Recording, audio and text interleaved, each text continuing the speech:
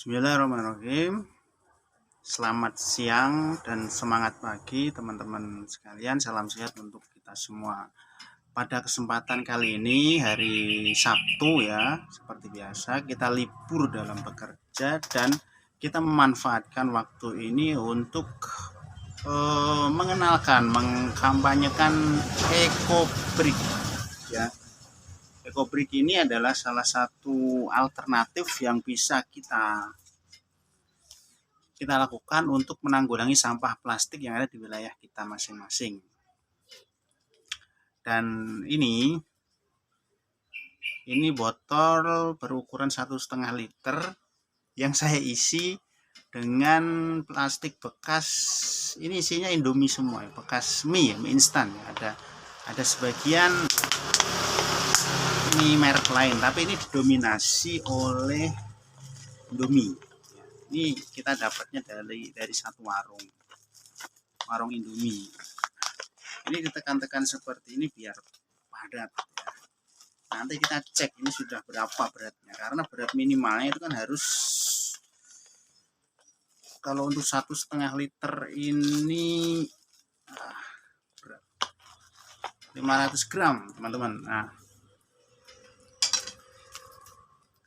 dan kemarin kita dapat kiriman dari warung kopi itu yang ada di daerah kita.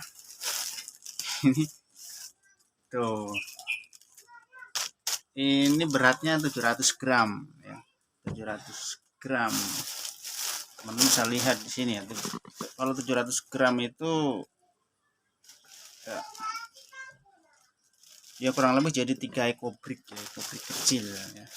Ini bayangkan, ini sampah seperti ini kalau dia berceceran di jalan, Masya Allah, ini dia bisa mencemari lingkungan kita. Oh ya, teman-teman pasti pernah mendengar berita ini ya, berita tentang kompetisi atau apa. Jadi ada mahasiswa di Bandung kalau nggak salah itu ya, yang menemukan atau apa. Jadi sampah itu bisa diubah menjadi energi listrik, waste to energy, sehingga mereka itu memperoleh penghargaan kalau nggak salah ya. Dan ini bagus ya. Jadi sampah itu ternyata bisa diolah menjadi energi yang lainnya. Nah, pada kesempatan yang lain saya pernah mengunjungi channelnya YouTube Jericho Zeki, channel yang mengulas tentang TPST Bantar Gebang. Di situ ada salah satu kontennya yang memuat itu berisikan tentang pembangkit listrik tenaga sampah ya. Pembangkit listrik tenaga sampah. Jadi sebenarnya sampah ini bisa kita manfaatkan ya, bisa memanfaatkan lebih kalau dia sudah bisa sejak awal, itu menjadi lebih mudah gitu ya. Karena dalam video yang saya baca, yang saya lihat itu di channelnya Jericho Zeki, sekitar 100 ton ya, 100 ton sampah plastik itu dalam sehari dibutuhkan ya untuk menghasilkan 750 kW listrik dan 19% paving block. Jadi sebenarnya kebutuhan untuk mengubah sampah menjadi energi itu ya, merubah sampah jadi energi itu ada ya. Cuma ketika sampah ini tercampur dengan yang lainnya, jadi ada biaya-biaya lain yang dikeluarkan untuk memisahkan ini. Makanya mulai dari sekarang itu sebaiknya sampah itu dibuang sesuai dengan tempat dan jenisnya. Jadi jangan pernah mencampur sampah plastik dengan sampah yang lainnya, sampah organik gitu. Jadi sampah organik dipisahkan ke sampah organik yang warnanya hijau itu. Terus sampah plastik kalau di tempat umum itu warnanya kuning, itu pisahkan ke tempat ke sampah plastik ya. Kalau ada kertas-kertas, sampah kertas, kardus ya, itu kalau mau dibuang di umum itu berarti tempatnya harusnya warna biru. Terus kalau ada botol bekas obat, terus botol bekas deterjen atau apa, itu warna merah tempat sampahnya.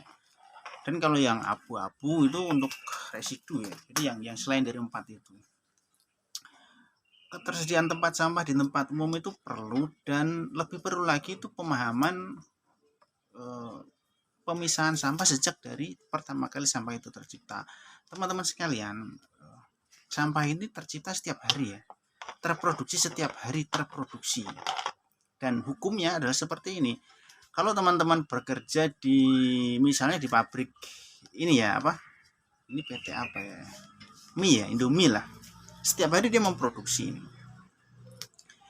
Ketika pemasarannya melempem atau penjualannya sedikit, mau nggak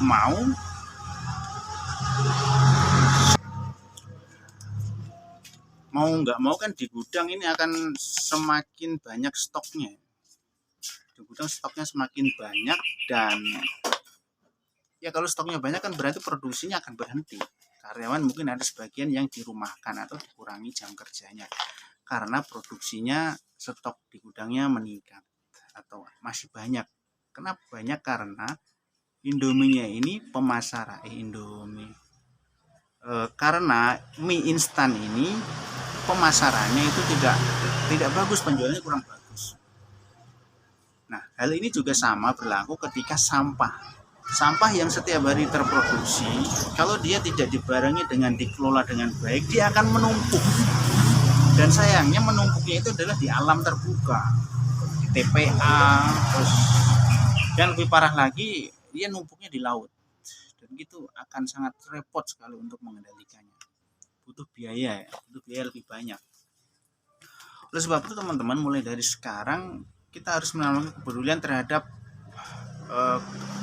generasi kita ya, keluarga kita, untuk mulai membuang sampah, memilah sampah itu sesuai dengan tempat dan jenisnya. Jadi jangan dicampur. Mudah-mudahan dengan tidak dicampur itu pengelolaannya menjadi lebih mudah. Nah, saya akan mau mengecek ini.